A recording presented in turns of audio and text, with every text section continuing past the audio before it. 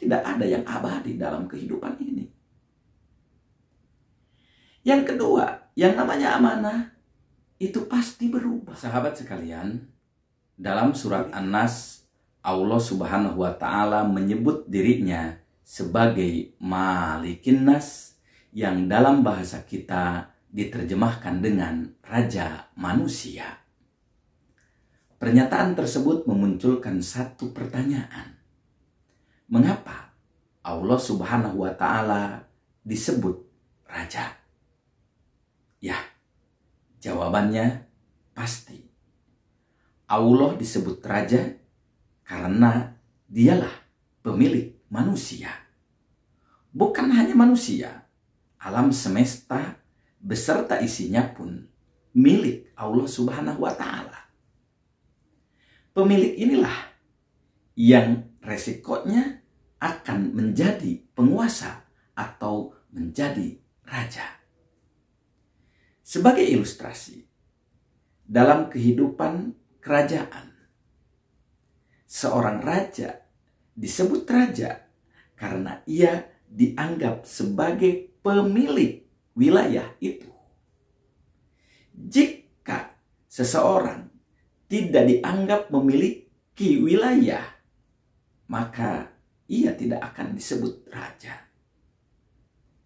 Selanjutnya, yang namanya pemilik itu pastilah mencipta. Jadi ketika Allah Subhanahu wa Ta'ala disebut pemilik manusia, ini akibat dari apa? Akibat Allah Subhanahu wa Ta'ala yang telah menciptakan manusia. Kalau manusia itu diciptakan oleh Allah, maka tentu manusia itu menjadi milik Allah Subhanahu wa Ta'ala.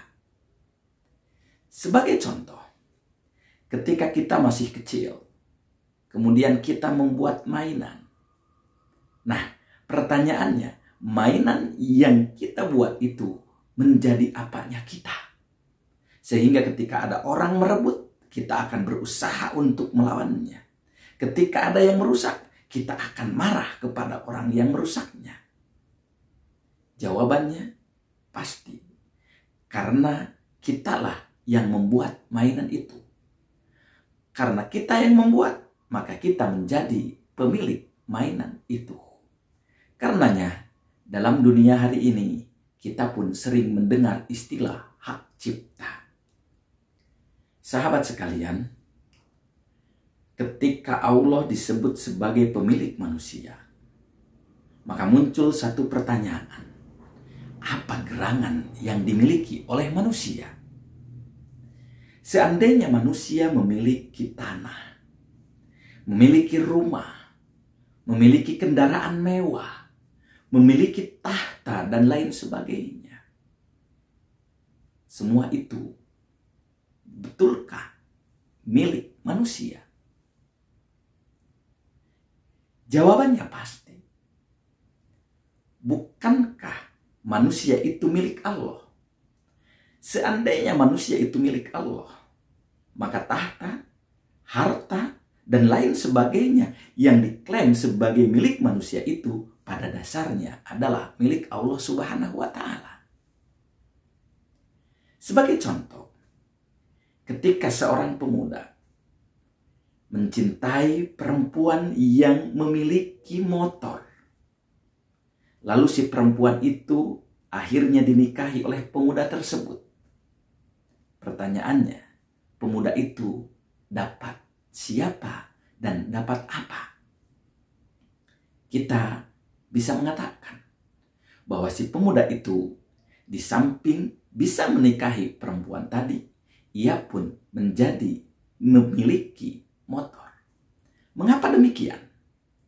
Karena alih-alih motor yang dimiliki oleh perempuan, si perempuannya itu pun sudah menjadi milik atau istri dari pemuda tersebut. Seperti itulah realitas kehidupan manusia. Seandainya manusia memiliki mobil mewah, manusia memiliki tanah, manusia memiliki jabatan dan lain sebagainya, faktanya manusia itu milik Allah. Karenanya seluruh apa yang dimilikinya itu pada dasarnya milik Allah.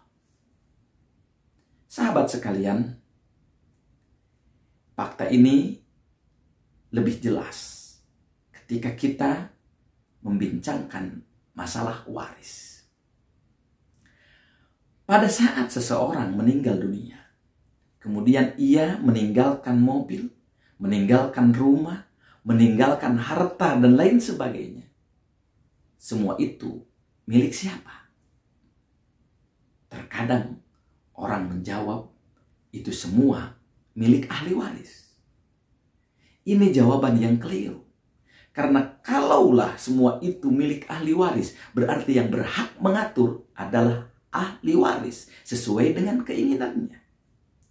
Namun kalau kita menggunakan konsep teologis mulkiyah ini, malikin nas, maka ketika seseorang meninggal dunia, seluruh hartanya itu dikembalikan kepada pemiliknya, Allah Subhanahu wa Ta'ala, yang karenanya Allah lah yang berhak mengatur siapa bagian berapanya. Sahabat sekalian,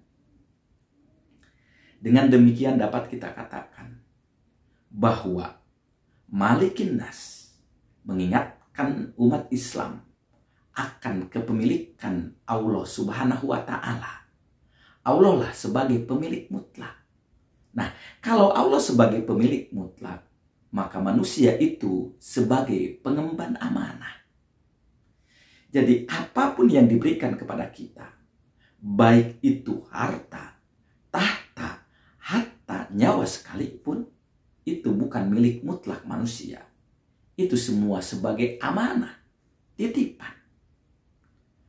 Akibatnya, sesuatu yang disebut amanah itu pastilah berbatas waktu. Jadi, harta yang kita miliki itu berbatas waktu. Tahta yang kita kuasai itu pun berbatas waktu. Usia yang kita miliki pun, yang diberikan, yang dititipkan Allah, itu pun akan berbatas waktu. Tidak ada yang abadi dalam kehidupan ini. Yang kedua, yang namanya amanah, itu pasti berubah.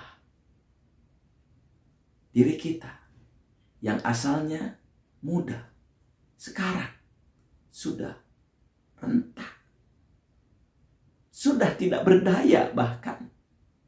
Itu sekali lagi menunjukkan bahwa kita, harta diri ini, itu amanah, bukan milik mutlak. Rumah mewah, itu pasti berubah. Harta yang begitu banyak juga berubah. Bahkan kalau secara jujur kita ditanya, apa di dunia ini yang paling cepat berubah? Jawabannya pasti. Yang paling cepat berubah itu uang. Kalaulah uang itu paling cepat berubah, maka jangan dipertuhankan uang itu.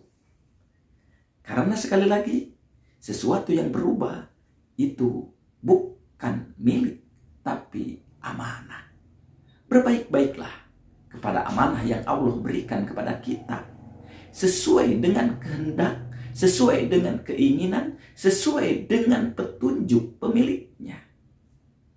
Ketika kita mengucap malikin nas, kemudian kita memiliki harta, kita memiliki jabatan, kita memiliki istri, kita memiliki anak, lalu kita mengatur itu semua sesuai dengan keinginan kita, maka pada dasarnya kita tidak meyakini akan kepemilikan Tuhan.